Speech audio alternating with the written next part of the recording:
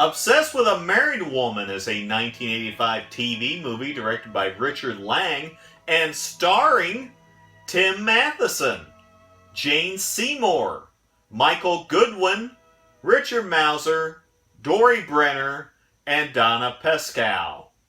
We open in New York City.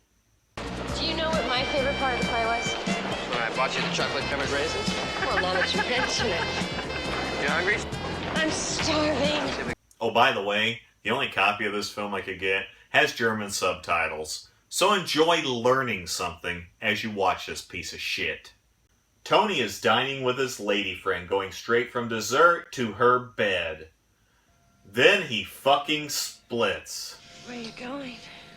As if I didn't know. Gotta get home. I gotta feed Alfie. Why does your dog eat at 4 in the morning? No, dear, it's a fish. That morning he stops by work and we get the obligatory sassy secretary who tells him that there's a new senior editor. Senior editor? Wait a minute. Wait just a minute.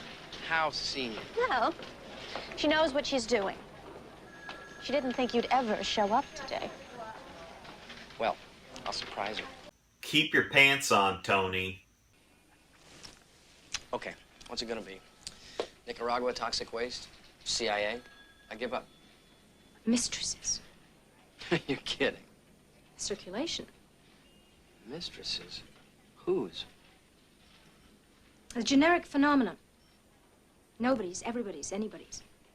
Okay. This being the mid-1980s means that everyone that lived in New York City worked for a magazine. I drop you off? I don't know. Where are you going? Where are you going? Oh, sorry a second. I don't want you to go any way. I'd like to go out of my way for you. Look at this woman's face upon hearing that bullshit line. They head home only for Tony to find out that she is a Mrs. I guess we have found out who the married woman is. We immediately jump to them meeting the next day, featuring backstory about his failed writing career. Why wasn't there a second novel? Oh, there was. It's at home right now, sitting in a drawer right next to the paper clips and the stamps. Was there any good reason why it's just sitting there? Yeah? It stinks. And her husband. Mr. Putnam's a very nice man. And what does Mr. Putnam do? He's a lawyer. Is he a nice lawyer? Depends whose side you're on. To which Tony decides to write the article. What do you mean by that? I'll do the article. It'll be the cover story for our February issue, Valentine's Day. Just out of curiosity, what did I say that made you change your mind? I think it was more you than what you said.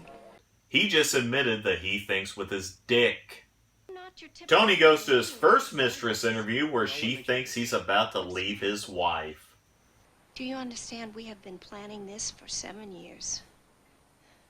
His kids are teenagers. They're off, they're doing their own thing, and he doesn't have to feel that he's abandoning anyone. See, he's ready to start his new life. No, he isn't. There, you looking at me with your binoculars? No, why? Wave to me. Why? Oh, I can see your building, but I can't tell which office is yours. Try the one with the woman standing at the window pulling out her hair because she has a deadline creeping up her back. I'm sure he would like to creep up her back. How is she supposed to get the groceries up the stairs if Tony hadn't shown up? Be careful around this guy. He may or may not be the thing. Okay. Tony goes to lunch with his girlfriend and he blows off a weekend away, leading to this revelation. I'm not going to Betsy's house. Who's that? I've met someone. Someone? You mean like a man? You know what I mean. So she was already planning to go with this other guy, but wanted Tony to tag along, which means she was wanting a three-way. In the middle of this relationship talk, Diane shows up. Don't get up. I just spent the entire morning shopping for my son, Timmy. I'm ready for bed, but he wanted a hamburger. It's called a fucking McDonald's drive-thru. Oh, Diane, this is Rachel. Rachel, Diane. Hi. Hi. Nice meeting you. Yes, you too. Awkward silence. If I don't see you for the weekend, have a good one. Thanks. Are you going out of town? No, I have to work, mainly for you. Ooh. Also in the 1980s, we all had pinball machines in our apartments.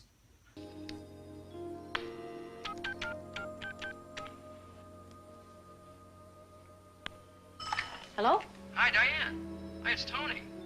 I think we're the only two left working in this town. You were actually dicking off on the pinball machine. Well, I'm sitting here at my desk, and I gotta tell you, I have a problem. Bullshit. What's the problem? Well, I know the beginning is very crucial, and I'm afraid I may be going in the wrong direction. I think I need a muse.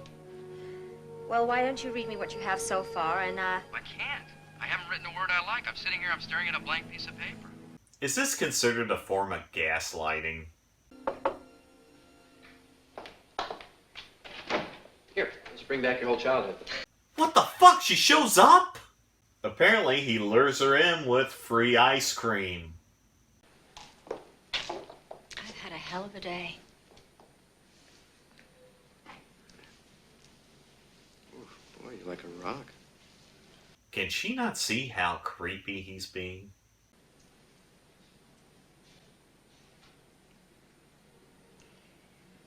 What are you doing? I'm starting to think this movie is not going to age well. You know, you're very charming. No, he is not charming. Then they get it on. Is that a mirror or does this apartment have a weird setup? This is the days before caller ID, so she calls her home. As she leaves, they discuss guilt. The guilt will come later. In the middle of dessert, I'll probably start blushing. I wish I could be there to see you. I wish you could be too. Oh shit, I'm gonna yak over this, aren't I? Put it in your pants, pal, the meter's running. He meets up with an ex, Bianca, who lets him know that being a scumbag is something Tony has been working on for years. Then you start to notice that he has a lot less time for you. And you have more for him. You want more. A whole weekend. A whole night. Foreshadowing! Tony and Diane meet, screw, and he discusses the first of many weekend trips together. Actually, you can almost see the ocean from every room. You know something? You're almost too good to be true. And he probably has chlamydia. Tony then meets with the professor Bianca was the mistress of. Bud, you should stand in front of one of my classes and see all those lovely young girls hanging on to your every word, begging for the chance to be enlightened by you. Enlightened by your penis. Got it. Hey kids, do you want to know another thing that happened in the 1980s? Everyone played fucking racquetball. Look at those sweet moves. Richard Masur reveals to Tony that his son goes to school with Diane's son. Don't worry, this information will be used later on in the film. So, do you want to watch me shower? By the way, her husband is apparently a pretty good racquetball player. He's playing here every morning for years. Probably one of those overachievers. So he could conceivably be there right now, and you're screaming about Tony boning his wife in the shower. Tony then interviews Gail, who has a child with a married man that refuses to even see their baby. Who has a child with a married man, but he won't see the kid. She is still willing to see him. Now,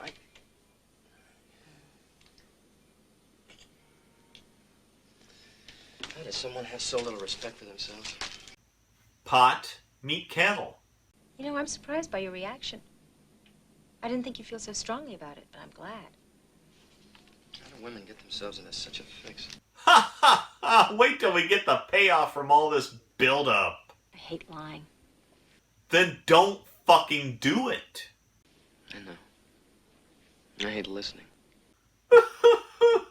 Then leave her alone, you asshole. So tell me, how many times have you done it in an office? Yeah, he's real charming. And then they bang. Then we get a montage that may be a good way to evacuate your stomach and or bowels. We could move to the country. could take a leave from the magazine. We could simplify our lives. Leave? Oh, yeah.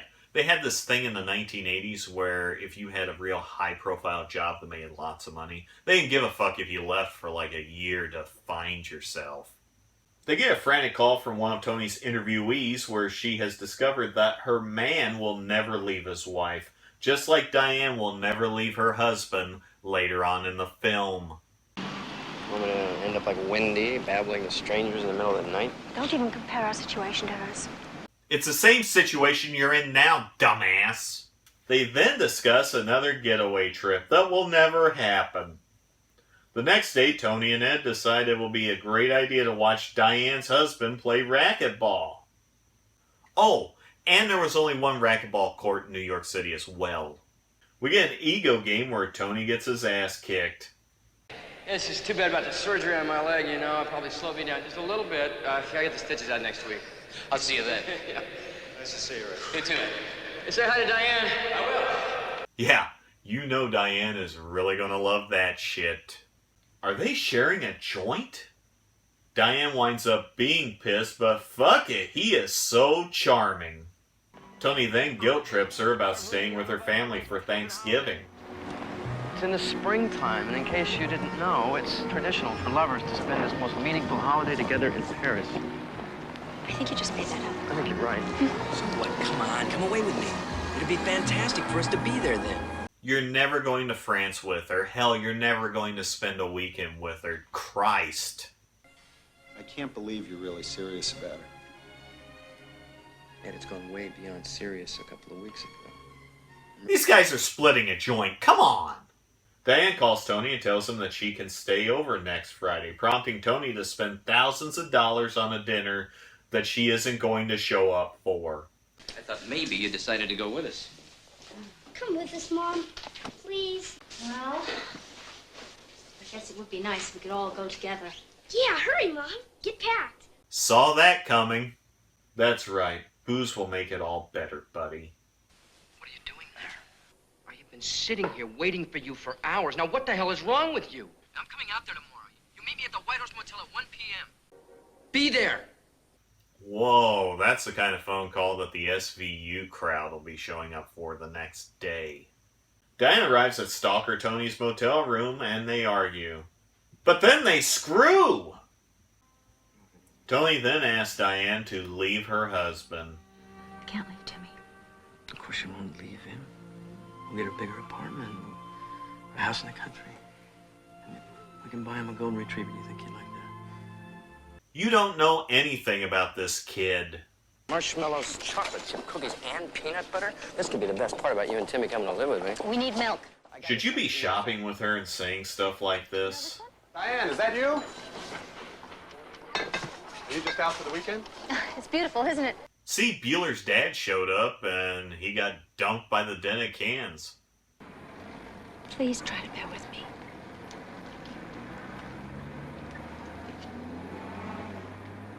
I think you're wonderful. I know I'm lucky to have you. Is she gaslighting him now? Then this happens.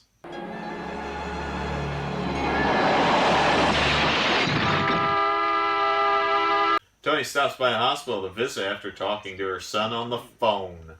You spoke to Timmy. Don't worry, he didn't know who I was. I told you not to call the house. I would have called you. Can't you at least wait until I'm on my feet again before you knock me down? Do me a favor. Don't make me the villain. I could see this film ending with Tony murdering her entire family. It's now the magazine's Christmas party with people playing Space Invaders. He gives her tickets to Paris, but she blows him off, heading to her son's school pageant. Live on a smaller bed. Tony, I can't.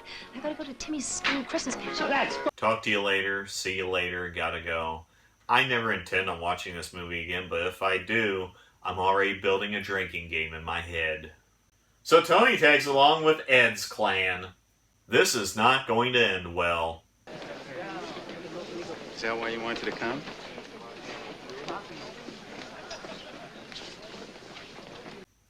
Ed is such a snarky bastard. He's my favorite character in this film. Wow.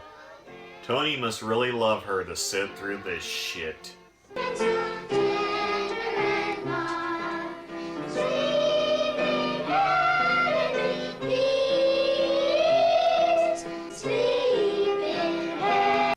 This is fucking creepy. Well, look who's here. The ubiquitous Tony Hammond. He's sure home working. Diane can't seem to get away from him. Are you sure you told him you were married? Oh shit, Richard figured it out. We'll wait for you over by the cookies, okay? Great. Save me a couple. Anthony. Tony. There, take a fucking drink. Diane drops the bombshell that she is going to the Bahamas with her family. After we get back, I'm going to tell Richard. No, she's not. Tony ends up getting a drink with Diane's pal Susan, where he describes himself. Women want intimacy, and men are only too willing to partake, but women want something in return, mainly commitment, and men don't feel they have to give it. Then she drops this bombshell. Well, she would never break up her marriage. Fucking told you so. Tony steps over the line and shows up at her house. I don't know what's wrong with you, but whatever it is, we'll discuss it later. We'll discuss it now. Is he gonna kill that woman? He confronts Diane about what Susan said and decides to tear up the kitchen and commit some domestic violence. She pretty much tells him to fuck off, and Tony begins the long path to a moment of clarity. He works on the article with this moment.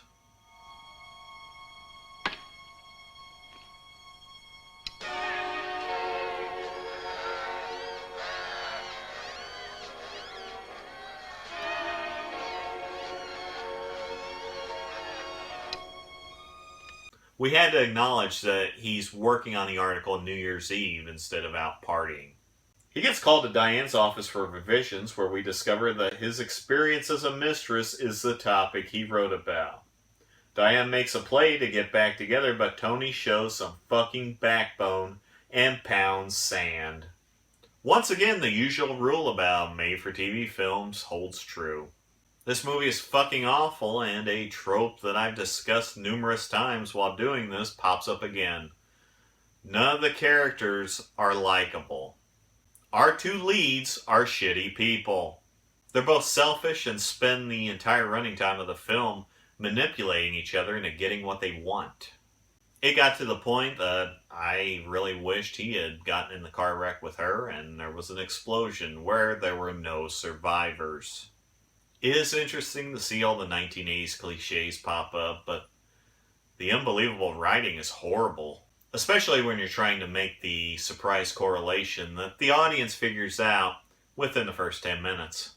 You just sit there for an hour and a half, waiting to see if this asshole will finally get that the topic he's writing about is what he's living. But in the end, you just realize he's a fucking idiot.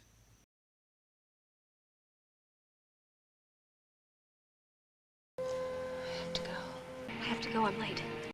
Tomorrow I've got to be home by 7. I gotta go. I have to pick up something before I go to my meeting. Ah. I told him I was going shopping, so Look, you just got here. I'm late. I can go to Gold's office. Tony, I can't. I gotta go to Timmy's school Christmas party. I have to go. You coming, Susan? No, I don't think so. I'm kind of tired. You go on without me. I'll call you over the weekend. Goodbye, Tony.